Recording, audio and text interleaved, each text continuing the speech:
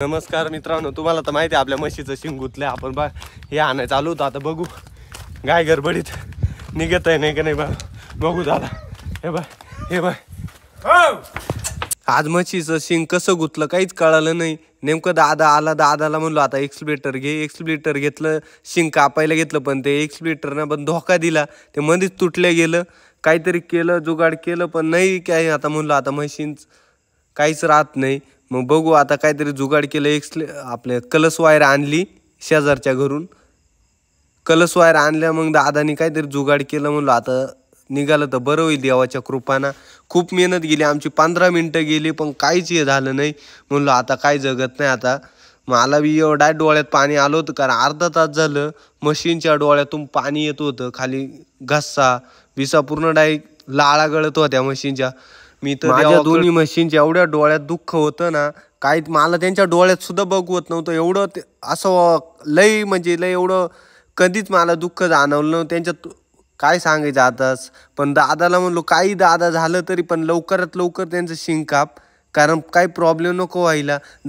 दादाला म्हणलो तू थांबू सुद्धा नको, पहिलं म्हशीचं एक शिंगाचं त्यांचं काहीतरी कर, मग आपण विश्रांती घेऊ. पण ही मागची म्हैस लागली तिला हे कराय. ती म्हशीला म्हणलो बाई गब्बस, थोडं कामात आहे आम्हाला काहीतरी. दादा पण खूप थकला होता, पण दादाला म्हणलो थकायचं नाही, 5च मिनटं मेहनत करायची. मग थोड्या डोळ्यात पाणी आलं होतं. दादा काय करणार, मला डायरेक्ट त्या म्हशींक बघवत सुद्धा नव्हतं. पण कारण माझ्या त्या म्हशी माझा जीव आहे, काळजाचा तुकडा आहे. पण काय एवढं मी मुलीवर जीव प्रेम नाही केलं, एवढं ह्या मशीनवर केलंय.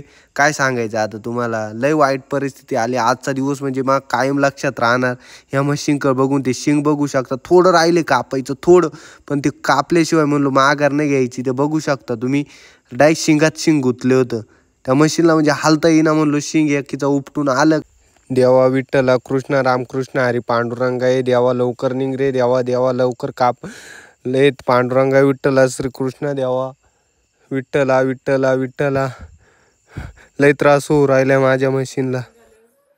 एवढं करून म्हशीचं शिंग कापलं गेलं. लय मेहनत झाली. अर्धा तास म्हशीचं शिंग गुतलेलं होतं. त्याच्यात वायर तुटून गेली. लय मोठा हे बघा पार गरम झाली. हे शिंग एवढं कापलं गेलं 2 मिनिटाच्या याच्याकरता. या म्हैस दाखव तुम्हाला, अर्धा तास म्हशीचं शिंग गुतलेलं होतं. हे बघू शकता. बुधाडे तुला काय गरज होतं का भांडणं करायची? भांडणं करा 1 नंबर, आणि मागून रडत बसली. आता माझ्याकडे बघणार सुद्धा नाही, लाजली ती, मान वाकडे करील. हे बा अशी. दुसरी म्हैस दाखवतो. ही तर बघ, ही बघा, हिचं शिंग कापलं गेलं.